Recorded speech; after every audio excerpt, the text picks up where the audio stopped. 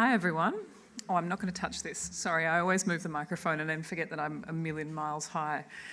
Thank you all for coming.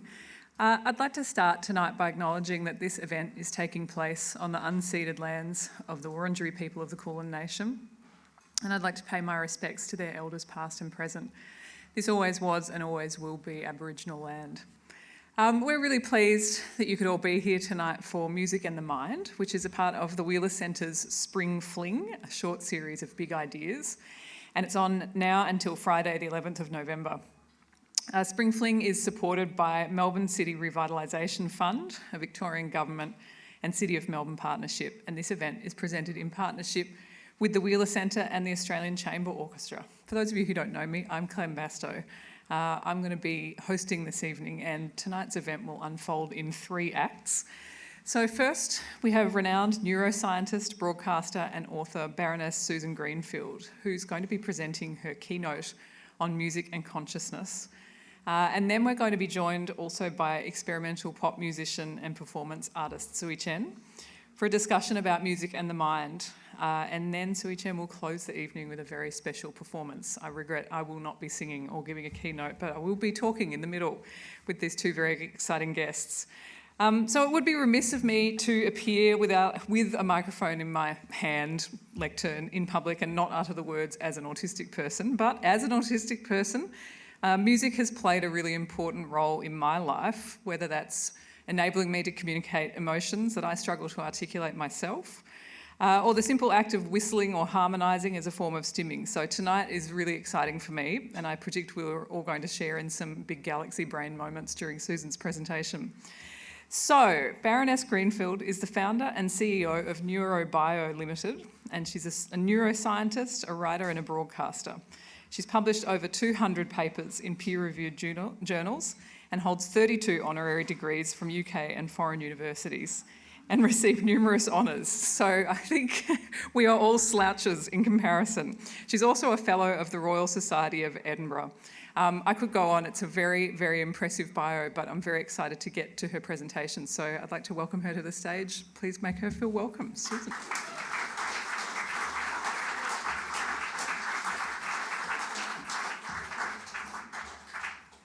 Oh, good evening, everyone. And Clem, thank you very much for that kind introduction. The one really important fact you missed out is that I was Honorary Australian of the Year in 2006. This is a great honour that was conferred on me on Australia Day at Australia House in London. And there's a very distinguished Chancellor of Cambridge University who's an Australian national, and he was given an award as Australian of the Year. And then they said there's also an award for a non-Australian national who shows Australian values, and I wasn't quite sure what those were. And also, it was by that time I was onto the 2nd bottle of Shiraz, and not knowing I was having to give a talk, so I thought that giving a talk, nonetheless, despite the Shiraz, was perhaps showing Australian values. Anyway, it's wonderful to be back. I always love coming back to Australia and seeing all my friends and colleagues, and it truly is a second home. So thank you very much for this invitation. So, as you heard, I'm a neuroscientist, and I should, for full disclosure now, say I'm really terrible at singing and music. And it was actually very traumatic when I was young, because there was a choir, and the head teacher was very keen on the choir. So most people were in it, but I was so bad, I was excluded. And that, I think, was a trauma in my life with music, so I took up neuroscience instead. So what we're going to look at is why and how music has the impact it has. I'm sure many of you here are intrigued by the fact that it is so special to life, and it's always been part of being human. I would say it's exclusive to humans, as is language, and therefore it's rather interesting to explore the complementarity of language and music. And I want to suggest to you that they are equal and kind of opposite. David Huron, who's a musicologist, says music can never attain the unambiguous referentiality of language, nor language the absolute ambiguity of music. And I'm sure you've all heard of Oliver Sacks, who said, music has no concepts, makes no propositions. It lacks images, symbols, and the stuff of language. So we see here this idea of this sort of counter, this equal and opposite sort of balancing, that music is equal and opposite to language, that both are diverse across cultures, and yet they exist in every single culture. They're clearly dependent, they have their own rules. The spoken word is effective most typically in a small group, one-on-one, whereas music often engages a much wider, you don't normally sing to just one person, I don't think. And conversations are unpredictable and unique, whereas music is not. It's repeated and can be reassuring. And finally, music is not restricted to facts or to ideas. But really important thing, and what I want to follow through on now, is it absolutely always generates emotion, which is why it's so important. So if it generates emotion, as a neuroscientist, I will ask, so what is that? What's happening in your brain? And I assume you're not asleep just yet. So, what are you feeling right now? And what's happening? There's no little man or little woman in your head that you're reporting to. So it's astonishing. The more you think about it, the more you go quite nuts, actually, trying to contemplate what consciousness is, because that's what we're really talking about.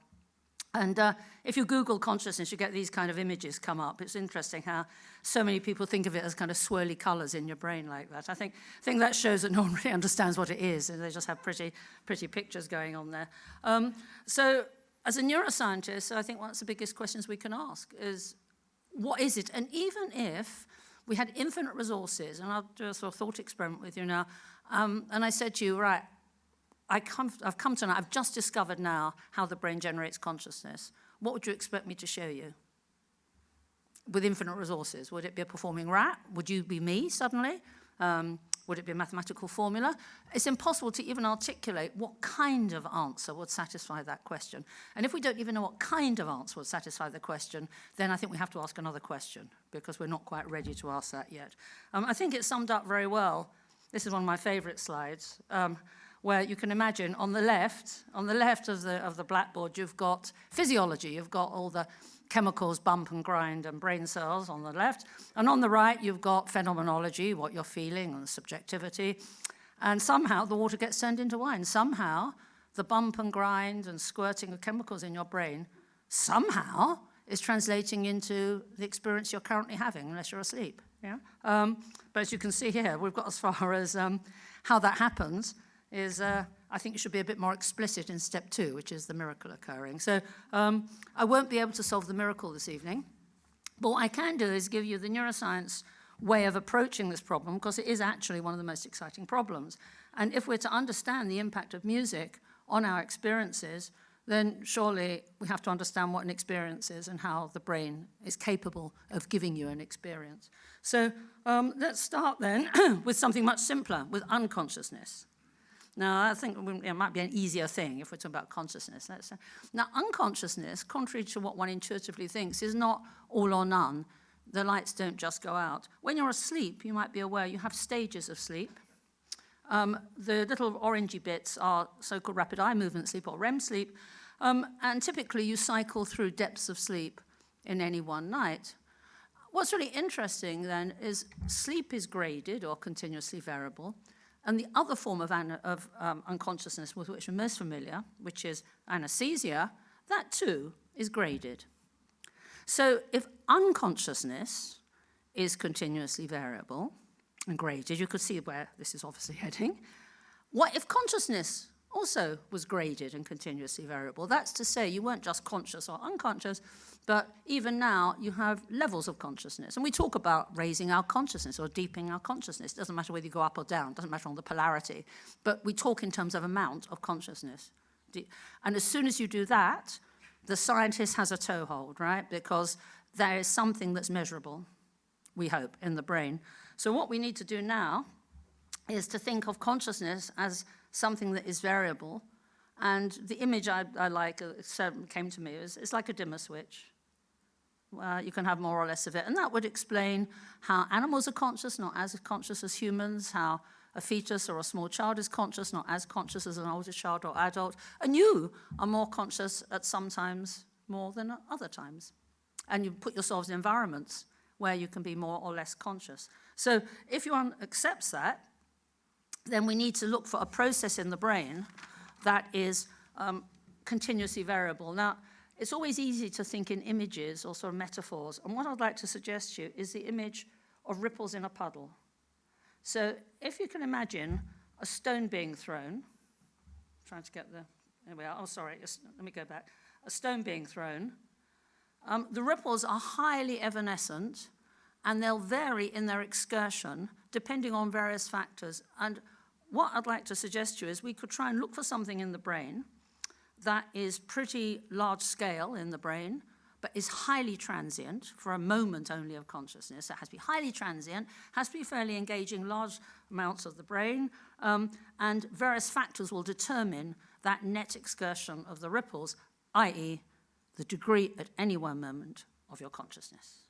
Just that. So how could we do this? Well, it's something I've worked on in my lab, and we can't use classic recording from brain cells because you can only record from one cell, and that's not very helpful, or inside a cell. Classical clinical brain imaging isn't very helpful because you're looking at whole brain regions, and you're looking at a time scale that's several orders of magnitude slower than we know neurons work at. So it's a bit like those old Victorian pictures where the time resolution was so slow that you could see static objects, but you couldn't see people because they were moving, so you never saw them. So it's a bit like that with standard clinical brain imaging. So we need something else, and what we use is a technique where you can use dyes that are sensitive to voltage. So you can't use this in humans, but you can use it in animals. And what we can do, if we look at a sub-second using this technique, we can detect macro-scale coalitions of brain cells. We call them assemblies that can be corralled up and then disband very quickly, just like ripples in a puddle. Here are some. So if you look top left, you can see that's the start of the experiment where we're stimulating in the rat brain, and going down through to bottom right, that's 18 thousandths of a second, the whole thing. Yeah? So this is the kind of time scale we want, and it's tens of millions of neurons that are involved. So that's the kind of space that you want. So this is what we do. Those of you who are technically minded, these are 2 reviews. By the way, if anyone wants this deck, I'm sure the Wheeler Centre will let you have it. I'm very happy for you to have it. It has no confidential material in it whatsoever. It's all published. And if you'd like it, you're very welcome to it. It's one of the few advantages of the digital age in which we live, is that you can easily share PowerPoint slides with people. So can I convince you now that this phenomena, which we've been monitoring in the brain, of what we call assemblies, does it relate to consciousness? Well, there's 2 conditions we can look at, the immediate and a long term. Let's look at anesthesia, because we were just saying that that is an example of loss of consciousness. So you can see here in the lightly anesthetized rat, because they had to be anesthetized, the assembly, and then as we deepen the anesthesia, the assembly's got much smaller. So that would fit with exactly the idea that the assembly size matches up or correlates with levels of consciousness, in this case unconsciousness, but levels of consciousness. But let's think about consciousness. Can we think of something we can do with rats? Well, we can give them a very nice environment, a stimulating environment, and see if that changes compared to animals kept in much more restricted scenarios. And when we do that, with environmental stimulation. So here on the right, you can see the rats in a so-called enriched environment. And enriched doesn't mean to say they go off to the Caribbean or have gold food hoppers or anything. But they have a stimulating environment for about 3 weeks, interact with each other. Look how happy they look. They're having a lovely time. This is rat nirvana here. This is wonderful. And then on the left, that's one of the assemblies from one such animal. And then you can look at less fortunate counterparts kept in, well, that's not bad. They've got some polystyrene boxes, and they can't complain too much compared to a lot of rats. And there on the left, you can see clearly it's diminished. So it does seem that this is the right kind of metric, the right kind of thing to look at in the brain, where we might be able to get a handle in correlating things that you feel with things that happen in the brain. I am not able to turn the water into wine, but we are able, I think, to start to determine phenomenology on the one hand and physiology on the other. So on with that approach, let's think what we can do. So what we need to do, the wider the ripples, the greater consciousness, is start to think how we can manipulate consciousness or what it might be. And perhaps the simplest way of turning on consciousness is with an alarm clock. And I would defy anyone who posits a theory of consciousness, they will have to explain why an alarm clock makes you conscious when it goes off. So why does it? Well, I'd like to suggest to you that irrespective of, you don't have to speak a certain language or be of a certain culture or age, anyone will be woken up by, unless you're stone deaf, of course, and that's obviously another thing, but on the whole, everyone else will be woken up. That is like the force of the stone being thrown, and that is the intensity of sensory stimulation alone. So we can see, this is bilingual here, in the upper one, in the pale green, we have the intensity of the subjective sensation, and we have the physiology in green underneath, which is the degree of neuronal activity. So that would be the first one. Next, what could be the size of the stone? Obviously, that's going to make a difference. It's not just how hard you throw, but how big is the stone? Because that's also going to contribute to how wide the excursion of the ripples. So let's think about the size of the stone. Now, in order to do that, we have to put consciousness to one side for a moment and indeed talk about the mind. You might think they're the same, but they're not really, because when you go to sleep, you're not going to lose your mind, are you? You lose consciousness. And there's examples, as we'll see, where you can blow your mind and lose your mind, and the whole point is you're still conscious. So we can dissociate the two, but they are interrelated, and this is how.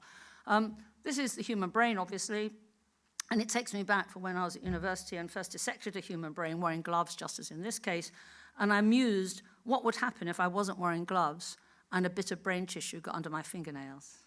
Yeah, just imagine. Would that be the bit somebody loved with? You could have an emotion under your fingernail. Or, could you have a habit like biting your fingernail under your fingernail? This is even more spooky. See how poor neuroscientists, how we lead a very tortured life here, what we have to put ourselves through, the problems that we put ourselves through. So given that, how come we can account for the astonishing diversity of our species and our uniqueness? Each one of us in this room is a one-off. For the 100,000 years we've stalked this planet, no one has been like you or has been you, nor will there ever be again. And even if you're a clone, an identical twin, you are still a unique individual, a unique person. So how come this uniqueness is generated, given it's some sludgy, boring, unglamorous thing you could get under your fingernails? How'd you go from that to being a unique individual, a unique human being? Well, the answer, this is one we can answer, is that postnatally for humans, superlatively, other species in the animal kingdom have, to a certain or lesser extent, the ability to adapt to the environment, but we have it the best of all. It's why we occupy more ecological niches than any other species on the planet. We don't run particularly fast, we don't see particularly well, we're not particularly strong, but gosh, what we do really well is we learn. And that's why we adapt. And the way we do that, this is the newborn brain, and those blobby bits, for the non-technically minded, are brain cells, and the stringy bits are the connections. And you can see that in the first 2 years of life, the astonishing feature of the growth of the postnatal human brain is the proliferation not of the blobby bits, but of the connections. So this is really important because it means even if you have the same genes as someone else, if you're a clone, an identical twin, you're going to have a unique configuration of brain cell connections. Why? Because these connections are stimulated, forged, updated, changed every single moment by your interaction with the outside world. It's something called plasticity. Now, it doesn't mean to say the brain is made of plastic, of course. It comes from the Greek plastikos, to be molded. So let's go back to our friends in the stimulating rat nirvana, here they are again, and just see what happens to their brain cells when they're exposed to this kind of environment. And these are just simple little rats, okay? So think how much more for you in this kind of very enriched environment now. You're being really stimulated, hopefully. So this is a brain cell from the animal in the standard condition. The blobby bit at the bottom is the main part of the cell, but I'd like to focus on the branches that come out. Just look at all those branches and how extensive they are. But compare that with a brain cell from an animal that's been stimulated, and I hope you can see the branches are way more extensive. Okay? So it's a bit like with muscle, as you'll be aware, when you exercise muscle, it gets stronger and larger. So it is with the brain. The more certain brain cell groups are stimulated, as with the stimulating environment, so they too grow and get stronger, but they grow branches. Now, why is that interesting or important? Well, by going branches, you are increasing the surface area of the cell. And by increasing the surface area of the cell, you can make more connections. So let me just repeat that. For rats even, but especially for us, the more certain brain cell groups are stimulated, the more they will be active, the more they will grow these branches, and over a few weeks, this will mean they have the ability much easier to form connections. So you will say, so what? So why are connections important? Well, let's now go back to humans. I want to suggest to you that connections between your brain cells are what gives meaning over the time as you're growing. Let's take a simple example. A small child seeing this, it won't have any significance. It won't mean anything. It's a gold shiny thing after all. So the sensory properties alone may be attractive to the child. It might try and put it in its mouth, roll it, it's smooth, it's quite a fun thing.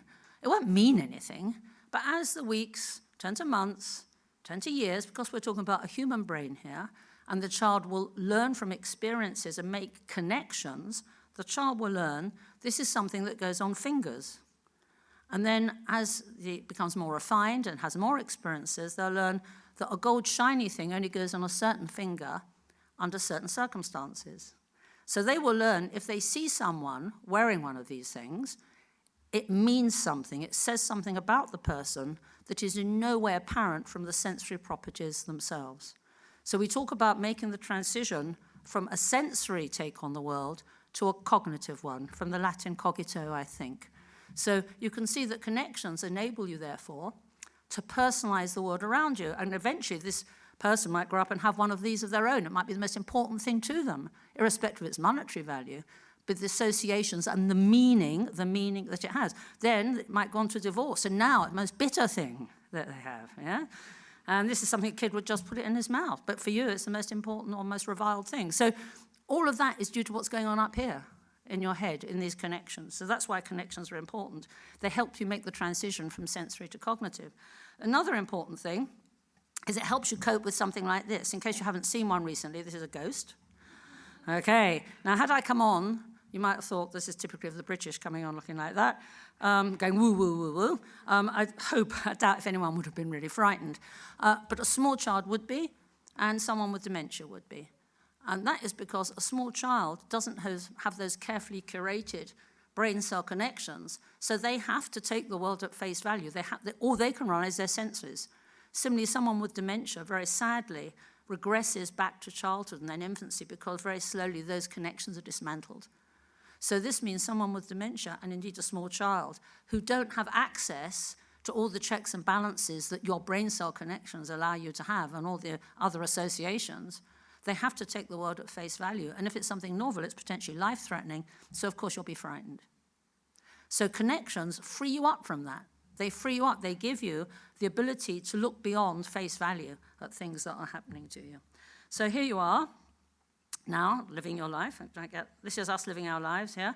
And each of this downtown Oxford, I think people often think this is what we still look like. Yes, yeah. So everyone here is on their own trajectory, just as you are. Everyone here has a past and a present and a future, eventually. But we have a beginning, a middle, and end. We have a life story. And the longer you live that life story, the more meaning, the more personalized it is compared to, say, a very small child. And so this present moment, you're being informed by all the things, all the associations, all the subliminal things, which is giving you the personalized interpretation that you're having now and perhaps projecting to the future. And it's all due to the connections in your brain, of which you have up to 100,000 on 21 brain cell. So that's why connections are important. And I'd like to suggest that the mind about the mind, is not some airy-fairy alternative to the squalor of the physical brain. It is indeed the personalization of that physical brain through the unique dynamic configurations of your neuronal connections that are in turn driven by your unique experiences. Okay, so given that, let's go back to our stone in the puddle. I want to suggest to you that the size of the stone is just that. It's the local circuitry, the local hardwiring, a term I don't really like because it suggests like a computer, and that will give you a significance. So the larger the stone, the more something would be significant to you. So the significance, again, we have our bilingual correlation, will be the extent of pre-existing associations. But those associations are too local, they're too permanent, and they take too long to form to explain consciousness. We need something else. We need to look at these much larger scale assemblies, the size of the stone. But you can see how the mind, which I'm calling the size of the stone for different things, will actually determine or drive levels of consciousness. Okay, so then we come to the final one. We've got the stone in the puddle. How else can we make the ripples change in their excursion? Well, it's the gloopiness or viscosity of the fluid. So what might be that? What could be in the brain? The gloopiness of the fluid. Well, that is something that actually underlies arousal, and these are modulators in the brain. These are chemical messengers that are all very similar in terms of their molecular structure, and they emanate from a very primitive, basic part of the brain, and you can see what they do. So here you are seeing something. This is the hardwired local hub. Let's say it's someone you care a lot about, so they mean a lot to you, so there's lots of hard wirings. So you see that, and let's say they're making a noise, this person. They're making a lot of noise, so therefore, you've got the force of the stone. They've shouted at you across the room. So you've got the force of the stone. They're deeply meaningful to you, lots of associations, and you're excited. And the excitement comes from this arousal, which now facilitates the cells being literally on red alert, so that when the stimulation comes, they are more sensitive. Okay, so modulators will sensitize cells to be more sensitive and respond more effectively than they would otherwise. And these modulators underlie sleep-wake cycles and arousal levels. Okay, so these, to summarize, the factors that I think determine consciousness. One, if we're bilingual, is the intensity of the sense, which is the degree of neuronal activity, the significance of the object of what's triggering your consciousness at that moment, the extent of pre-existing associations, and arousal levels, which would be the availability of modulators. Now, there's one modulator that's very important, especially I think when we're considering music, and you'll have heard of it, it's called dopamine. And that's one of the chemical cousins that acts like a sort of fountain in the brain. It has many functions, not least in the control of movement, witness its deficiency in Parkinson's disease. But for our purposes here, I'd like to focus on something else it does, which is it inhibits an important part of your brain called the prefrontal cortex. Now, why is that important? Well, this prefrontal cortex only comes on in late teenage years or the early 20s. Only then is it fully operational. And we now know from people who've had damage to the prefrontal cortex that what happens when the prefrontal cortex is under-functioning is a certain profile where you're living in the moment, you're rather reckless. You might recognize this in your teenage children, actually. And now they can come back to you and say they've got an excuse. They know they've got an under-functioning prefrontal cortex until they're mature. But it's inhibited. So when you give dopamine and inhibit it, then you'll revisit that scenario. So let's have a think about that. Let's suggest there's two really basic modes for the human brain that could be determined by the degree of activation of the prefrontal cortex. So let's take feeling first, as opposed to thinking. This is where the prefrontal cortex is under-functioning.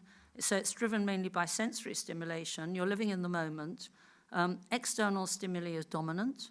The world has little meaning. Think of the wedding ring. You have you're not self-conscious. You have no time or space.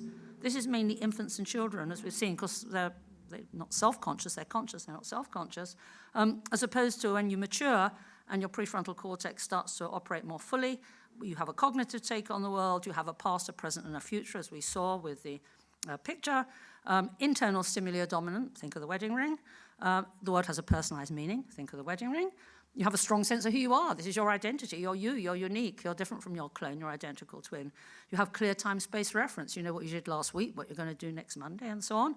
And this is adults. What's interesting is that in early teenage years, humans have the biggest surge of dopamine they'll ever have. So you have a kind of push-pull perfect arrangement here of an under-functioning prefrontal cortex and an excess of inhibitory dopamine. So you can see how that scenario is encouraged, whereas we have less. Okay, so let's think about dopamine and how it features in our lives then.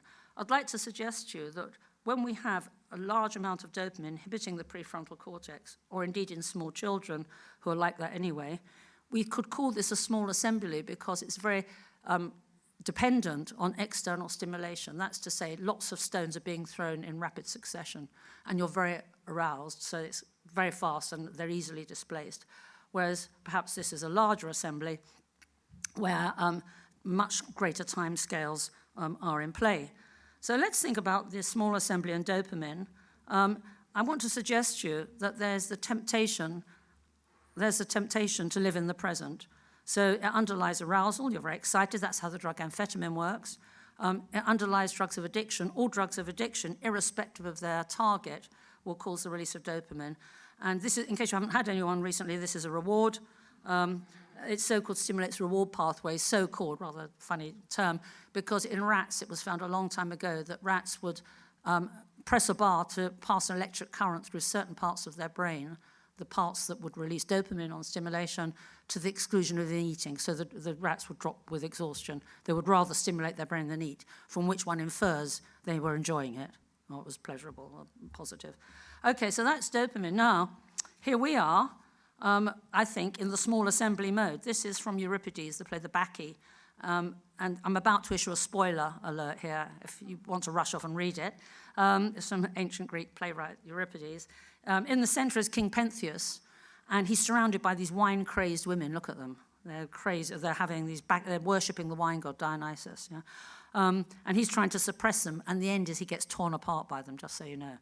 And the whole play is about the balance between what Euripides calls the wine force and the bread force. The wanting to have, not that Euripides knew about the prefrontal cortex, but you want to have a very active sense of who you are, rational, the bread force, past, present, and future. But sometimes, just sometimes, you want wine, women, and song, or drugs and sex and rock and roll. Now those things are all designed to impair the little connections, the chemical messengers that work on the connections that we've looked at. And by having, as you can see, rock and roll, we'll look at music specifically here, that's the strong senses that come in. And we talk about having a sensational time, don't we? If I said, let's go out now and have a cognitive time, is anyone going to come? Yeah, that's what you're having now. You're having a cognitive time right now. Bad luck. Yeah? But we talk about having a sensational time, and we talk about letting yourself go and blowing your mind and losing your mind. And the very word ecstasis in Greek, ecstasy, is to stand outside of yourself. Okay? So this mode, this small assembly mode that features so much in young children, we pay money to go back there. We pay money to do this, yeah? We want to have this abolition, this abolition, I don't know what's happened there, this abolition of the past and the future. We want to just be in the present. So if that is the case, could this give us a clue as to how music plays into our consciousness and how it is so compelling? Well, I was very interested when I was researching on this to learn about the chills. And because, as I've said, I declared my non-musical credentials, I wasn't aware this was such a widespread and powerful phenomena about the cusp between pleasure and fear, almost. This was from Queensland, actually, where obviously people are paying money there to be totally out of control, which I think is a small assembly work. And so they're living between fear and pleasure, the chills. So what could it be? So let's have a think about pleasure versus fear. Well, let's think about pleasure. As you can see here, the kiss and what follows on from it. Let's think of something like dancing, which is perhaps a safer example. In both cases, you don't know exactly what's coming next, but it is following a certain sequence. Yeah. And what I'd like to suggest is something is pleasurable when there is some kind of approximate or rough. You don't know exactly, but there's no shocks. There is a sequence. Whereas fear is when you don't know what is behind the door. Fear is when you don't know what's going to happen. So I'd like to suggest that perhaps the difference between the two, you're highly aroused in both cases, but in one case is some reassuring repetitional sequence that sort of anchors you a little bit, but the other is this scary, literally scary void. So let's think about sequencing, because I think that is relevant to this evening.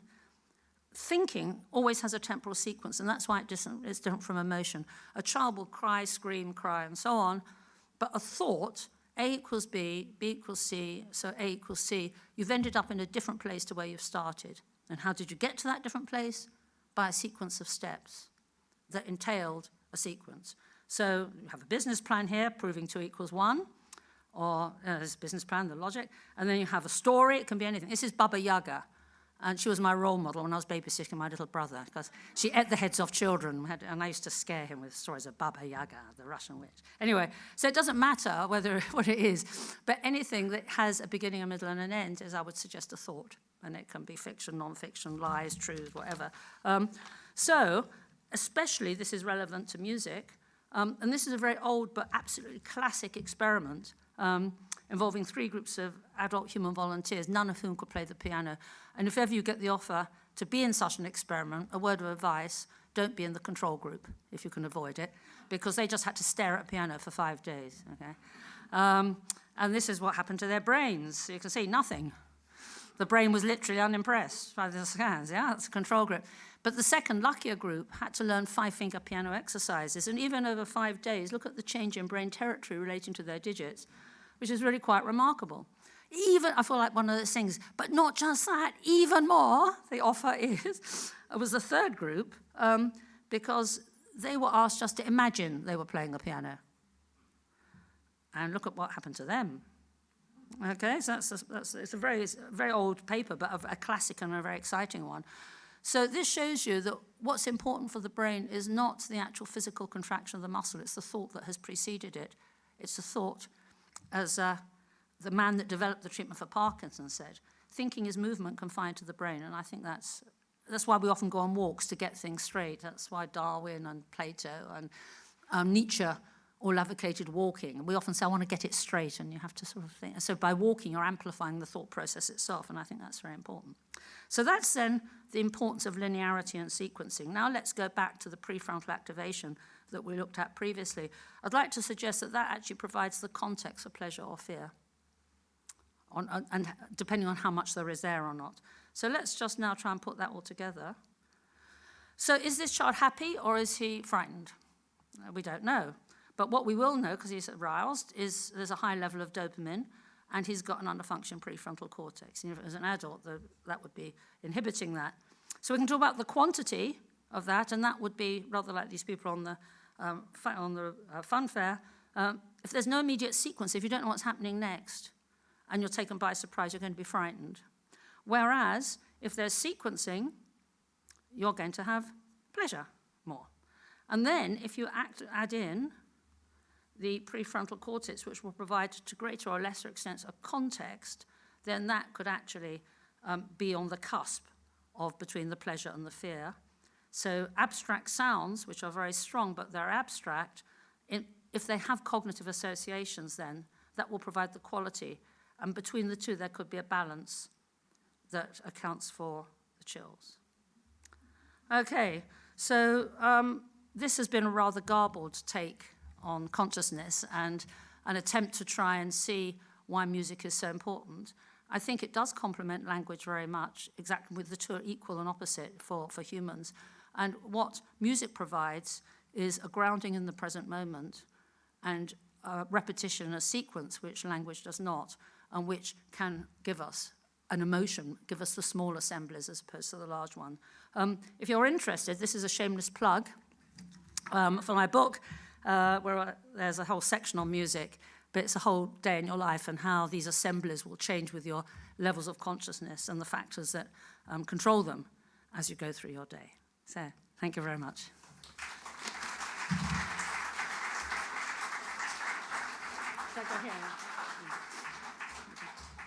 Well, I have to say, I woke up this morning with a migraine and I feel like I lost about 60 IQ points and now I've gained about 5,000 back.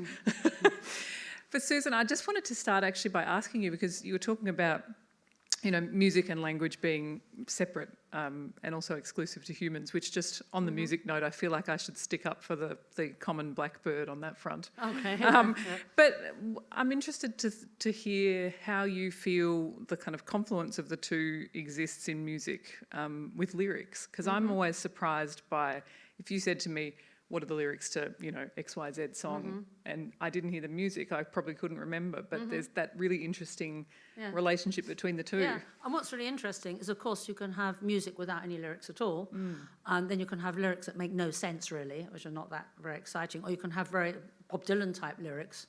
And so there's a spectrum, and I think it's not prescriptive whether you have lyrics or not, but it just shows the complementarity of music and language. And I think Bob Dylan, one of my heroes, he won the Nobel Prize for Literature, actually, so obviously they think so as well, how that is really potent, whereas some modern, dare I say, pop songs are not that persuasive, in terms of, or moving in terms of the words. And then classical, you don't necessarily have instrumentals. So I don't think that it's one or the other. I think that it just shows you how the two can go together. If you have just abstract, without any language, any words, you have your own feelings, abstract feelings possibly. It might bring in associations of previous times you've heard it, of course. Yeah. Or it might just evoke feelings of sadness or feelings of happiness without any particular context. Or if it's a particular song with the words, then you are more anchored because of just that. Yeah. So that's a really interesting thought, how the two It's come fascinating, together. yeah, because it never ceases to amaze me, the human brain's capacity to remember lyrics, Yeah.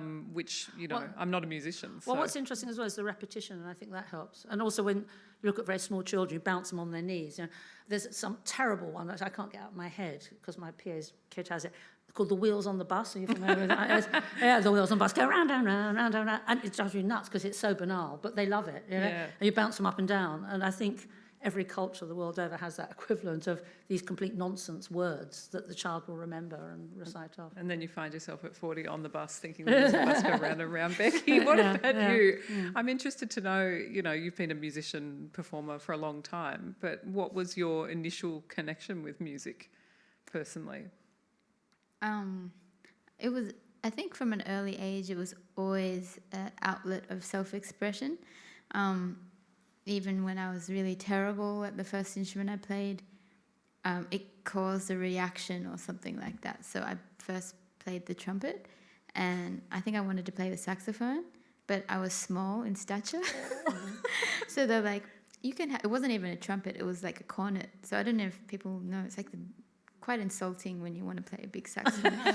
You can have a small version of a trumpet. That's what you can handle. And I would, a toy trumpet. A toy trumpet. But I would, I would practice and play. And then I had to play the last post, which I don't know why they asked a child to play the last post. It's meant to be played on a bugle. So anyway, I played that when I was early teens at a school assembly, like sweating and like just like, but it was like so emotional. But even, I don't know how well I played it. I got through that experience somehow. But I think even playing any kind of instrument, realizing how much emotion it carried. But yeah, I picked up a guitar, and I guess I always just went toward self-expression through musical writing. And I had a single parent upbringing, so I was always living in my imagination, which is actually, I feel like, quite healthy to be just left alone.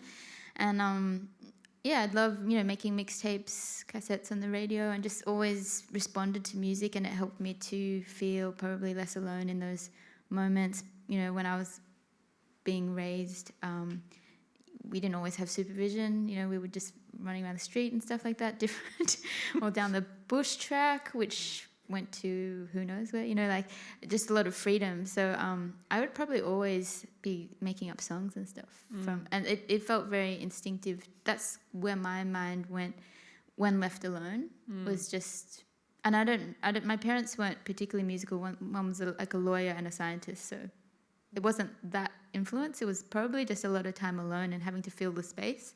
Yeah. Did you have a musical household? Like, did your mum play records? CDs or she played Annie Lennox a lot. Amazing. Through the divorce of my dad. I think that my brother played a lot of music, and my sister, we just kind of, I think we tried to do like physical things and sports.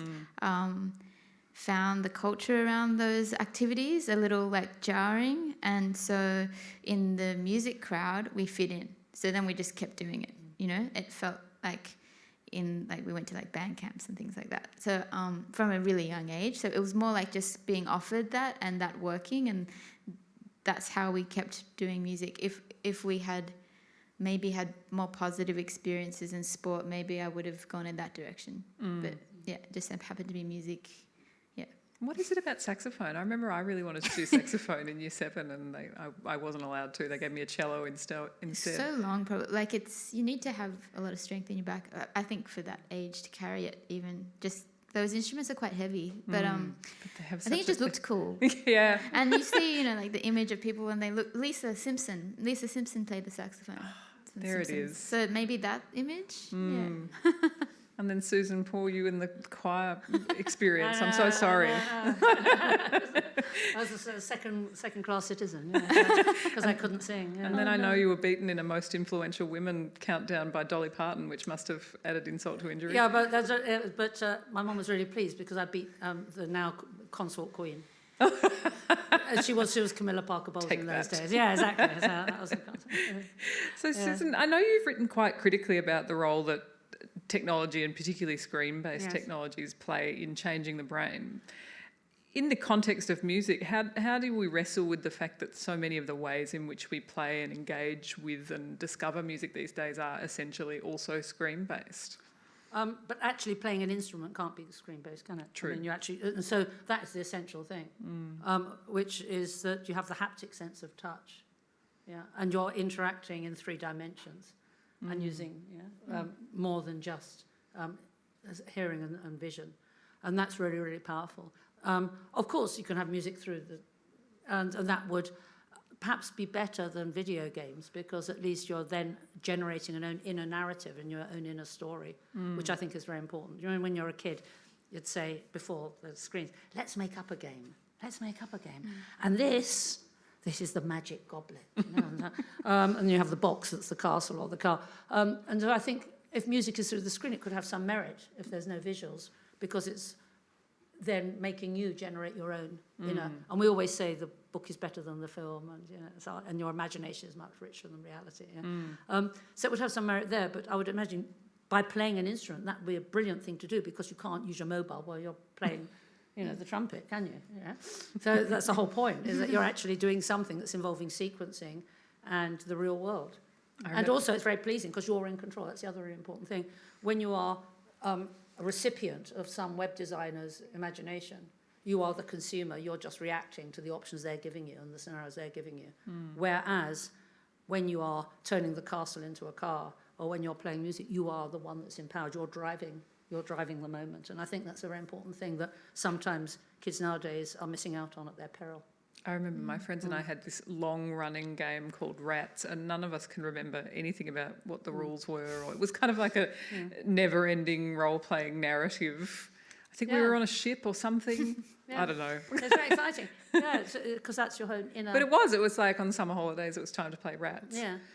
I mean, I think the interesting thing, I know friends of mine who are parents talk about is the way that kids engage with music these days is the sort of infiniteness of it too, like things like Spotify and Apple Music, which just provide you with this never-ending supply of music. Yeah, but the important thing is how they respond, not the source. But I imagine they jump up and down and they dance and they sing, and that's all important, rather than just being kind of glassy-eyed in front of a screen, with their thumbs at work. It's much better that you are interacting. Becky, you've moved beyond the cornet and the saxophone dreams to engage with technology yourself. Is that something that you kind of wrestle with in your music practice, that relationship with technology? Yeah, I think it comes in like little waves. Like I used to be a lot more, just like fight this particular instrument actually, and try and make it smaller and find a new version that they had like a software version of, so I could tour more easily. It always failed. I never really, like exactly what Susan was just saying, it wasn't as responsive. This is like an analog synthesizer, so I can play with the frequency and I can play with the resonance, and I can really feel like it mirrors somewhat of what I'm doing with my voice by just interacting with it. Even if I'm only having like a drone sound, it's still very interactive, and I do a better performance using this. When I've tried to condense it into like a small thing, or tried to use a software program called Ableton Live or something like that, just to see if I could do it like a laptop, it's horrible. Like I cannot, my brain doesn't respond to that. I feel no emotion, like what you were saying. I have no connection with it. Like this synthesizer is like one of my best friends. It honestly is. Like when I haven't played it for a while, I guess you develop, I was thinking about what Susan was saying, you develop a relationship with this object and you love it and you care for it, and if you're playing instruments only mediated through a screen, then you're doing, it's multifunctional, multi-purpose, and you can't really have that same dialogue with it. And I was thinking about, it's like there's a call and response with, like if people are, I think I was reading something about infants and like the baby development, child development, and just about how there was some study about if they were given too many electronic toys, but whatever you deem as electronic, then their language development wasn't as fast as if they were just spoken to or left with some kind of other thing, because they're completing the sentence in their mind or something like that. I was just sad, there was a thing on the TV just recently about the children that were brought up in COVID, and they're showing severe language problems of expression simply because they haven't had the chance to interact and talk because they were in much more isolated environments. Yeah, and I think that can happen. Like, I think leaving space for imagination and to just draw your own conclusions, but then also interacting and finding your own way with something, with that, whether that is an instrument, to make music, and then then it can become expressive, and you can use it as an outlet. Whereas if you're always locked into a screen, I don't know, you're just more likely to follow a more there's those limitations, and it's limited. Whereas your imagination is utterly unlimited. Yeah. And someone said, your imagination should be used not to escape reality, but to create it. That's a nice. Yeah, it's nice. I can't remember. There's something Colin somebody said. I love that. I mean, it's interesting because I guess I have always struggled to learn to play instruments, but I really enjoy singing. So do I. Enthusiastic amateur. I know. But yeah, there is something about that which feels very. And often when I feel like I'm a bit glum or I feel depressed, and I realise I actually haven't been singing at all. Let me ask you both something, because this intrigues me. Whenever people are really happy, and that is quite often when they've probably had one or two drinks, they always sing. Singing defined here in a rather broad sense, but they do, don't they? Yeah. And it's a really interesting thing that when people are really happy, inevitably they'll start, I say, singing in inverted commas.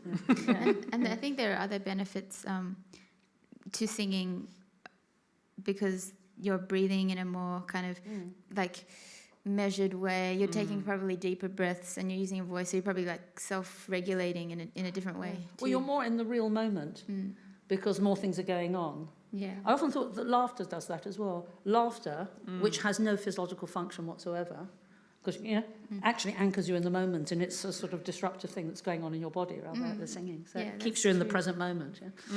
Yeah. Is that embodied kind of experience of music something that is important to your practice? Oh yeah, definitely. And I was talking to both of you before about deciding what song to play. I am going to do that improvised one. Because I'm like in the present moment. But anyway, Perfect. I was sitting there watching, and I'm like, what am I going to do? But it is about embodiment for me, like about kind of sometimes I kind of went on this journey with music where I have prepared, so I can do shows like this where I'm just without my band. I have prepared like backing tracks where I might have prepared beats or other instrumentation that I can perform on top of, and live that might be performed by band members. But I always have this struggle where sometimes that locks me in to like, this is the way that this is going to go, and what do I add to it? So it's a fine balance, because for me to be present and present in the moment with whatever audience I'm performing with, there has to be a level of improvisation. I can't just do the same thing every time, because it's like, that's not, music for me is expressing something, responding, and also when you were saying about lyrics, there's also like a storytelling kind of narrative that goes on that probably helps people remember lyrics. But for me, it's like a stream of consciousness kind of thing, just letting my whatever come out. But might I say, you're having sequencing, but it's not a rigid sequence. Yeah. So that was my whole point. Yeah, it's a balance between. It's the cusp between the two, where it's not like a sentence where you absolutely have it predetermined. Yeah, but that's right. On the other hand, you know that music's going to be the next thing that happens. It's not suddenly something else that's going to happen. Yeah. It's going to be in the same genre Yeah, of what you're doing. Yeah. I think that's another thing about that sequence. I think that's what I like about, certain types of music where people might find. Well, we'll talk about Bob Dylan's lyrics. I guess they're so entrancing because of the visual imagery that comes up, and you kind of like, whoa. You listen. You actually deeply listen to his lyrics. Well, I do each time, and kind of. I love the imagery that comes into my mind, whether you like the music or not. It's like, and I think then instrumental music. So you might find people listening to there's some kind of electronic dance music, techno music that's the just by repetition. It's really it has that I guess that kind of euphoric kind of thing, because like there'll be then a surprising thing, and it's the smallest change in the music, but it happens and it's suddenly like, oh whoa, what's that? And I think that that balance that music can have between putting people into a trance, but then also offering some spontaneity and surprise is what kind of keeps people engaged as well. You've written with great grace and candour about your relationship with music during difficult times in your life and as a bereaved caregiver. How has your musical practice supported you through that? Yeah, well, it's interesting because when my mum passed away, I really deeply dived into music with grieving for my mum, and I came up with an album which was not really a grieving album, but I guess presented it as such. It was more like songs I was writing to her before she passed away, also responding to grieving before the event happened. Then afterwards, the music sounded completely different. That's when I had to create these kind of structural formats that I could then perform, but it was like going to be different each time. So it was like that's when I started consistently improvising and needing to use it really to self-express. I couldn't just get up, and I realized that I wasn't going to be this kind of performer that I might have been previously booked for. I couldn't guarantee people would have a good time. I was like, it might be kind of melancholy, and then when I lost my son Percy, I basically I couldn't even do it. I couldn't. It was too much. Music was too affecting. Like I couldn't even listen to music. Any kind of song that made me feel an ounce of something was like too much. So now, since then I've been able to return to it, and I have another son, Ziggy, and I just started being able to play or sing and do stuff and see a response. So I've been playing this the same song every day, but audience doesn't mind. Yeah. No, it's just I just sing these two things. It's I sing Ziggy, it's a whatever morning it is, it's a rainy morning. What do we do? How old is he? He's 4 months. Oh. So, and now it's the biggest smile as soon as I'm this is making me feel good. So I kind of, it's another kind of improvisation where it's a functional thing to, to make nappy change more exciting. You kind of sing. And my partner, who's completely non-musical, would never sing ever, has become the best songwriter ever. And I think that's kind of cool. And but yeah, I think music now to me, having all these loss experiences, COVID, everything, it's just one of the most special things. And I told myself in those crazy teenage years, I told myself, don't worry, you'll always have music. Doesn't matter if it's your career or not, you'll always have it, to come back to. And I think every time I'm needing to work a bit more at a different job, or whatever, I just know it's there. It's my little. I think I said after I hadn't performed in over a year, when I went on stage, it felt like visiting an old friend. It was that comfortable and natural to me. And yeah, it's just a practice, just like someone might really like running, which I really do like running as well. Actually, that feeling you get doing something physical that just grounds you. That's what coming to music. And I don't need an audience. I could just be going to my studio late at night and just doing something. And then I'm yeah, it feels good. So it's using it as an activity to self-regulate whatever emotions I'm going through as well for myself. And yeah, being able to share that as a performer is also really a really special honor as well. That must feel very valuable. I mean, I'm sure it's fantastic to give people a great time, but I think to give people, to share that with somebody is very generous, I would imagine, as a performer. Yeah, I mean, if people get something, I'm always I go into most situations with very low expectations, and generally you just, not as a pessimist, just realist, and then if someone comes up to you and says, oh, that really, connected with me, then that's amazing. I'm awesome. That's, I guess maybe it's like what Susan was saying, you can use music and performance to just bring people into the present moment as well, where if, I don't know if anyone's had this experience where you go to see a musician that you really like, and, then, sometimes it's also, for some reason I just thought of Leonard Cohen, and I was really excited. And I'm just using musicians that most people know as an example. You go in to see, and you're like, oh my God, I'm going to hear my favorite songs. And then he kind of brings out this digital flute, and it just really burst the bubble. And I'm like, why did you have to cut? No, just so it was like a digital sax. There was some instrument that was compromised, and it just distracted me so much. And I was like, that decision was not thought through. Like, why did you Dylan do got that? heckled when he first used electronic. That's Oh, right. really? Yeah. Yeah, you traitor Judas. Yeah, because you kind of you have these, but I think, but then I think maybe it's just or another musician maybe say more in a contemporary kind of atmosphere where they do use backing tracks like I do, but it's like exactly the same as the album, and you're like, oh, I didn't get anything different from that live experience. That's not a bad thing. It's just like, yeah, it's just different kinds of ways of offering a performance, I think. One of the things that I think has been really interesting in the last few years has been the discussion of the use of music in particularly therapies for people with Alzheimer's and other forms of dementia. But it's interesting also that it always seems like a real surprise, like that you know, the discussion that we've had tonight, it seems that I would have thought that would be somewhere quite obvious to go to from a therapeutic tapping into an emotion. Yeah. There's also a really famous case, but a very old one, of a man called Clive, who in the day, they wouldn't do it nowadays, he had very radical surgery for epilepsy, he had very, very bad epilepsy. And so he had no memory at all, none. And so his wife would come in and he'd greet her as though he hadn't seen her for years. In fact, he saw her a minute ago, so had no memory whatsoever. But he was a musicologist and he still played music and conducted and remembered all the music, and it was astonishing. Wow. Yeah. But nowadays, I say it was such an extreme surgery that it wouldn't be done now. But that's an example of how music can have a separate place in people's lives and in people's mentality, literally, from their memory and that.